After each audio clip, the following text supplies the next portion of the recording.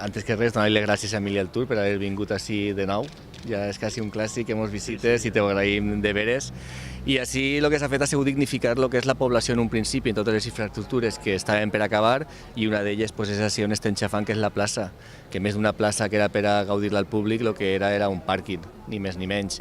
I també forma part del conjunt d'unes actuacions que anem a fer, i ara les ensenyarem a don Emili, les ensenyarem unes actuacions que són ahí darrere en la torre musulmana per atraure-la, perquè el poble també pugui gaudir d'ella, i que estan annexant en esta plaça i que és tirant un edifici. I no res, jo l'únic que puc dir és reiterar el meu agraïment a que hagis vingut així de nou, que sempre que han volgut parlar amb tu mos has obert les portes, i la teva implicació en el poble de Silla. Més no li puc dir a Emili. Bé, per part de la Diputació, la veritat és que vindre a Silla sempre és un plaer, tant el senyor alcalde, Vicent Saragossa, com a part del seu equip municipal, Josep Melero, Raquel Sánchez. Des del primer moment d'esta legislatura, el senyor alcalde vingué a plantejar-nos diversos projectes.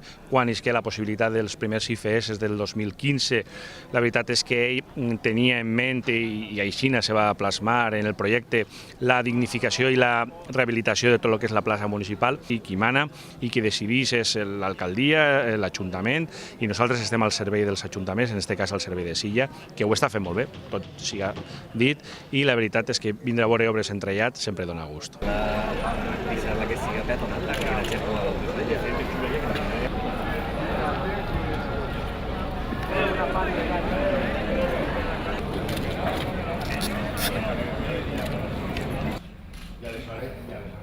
Però no la van fer perquè és que el tenim en el...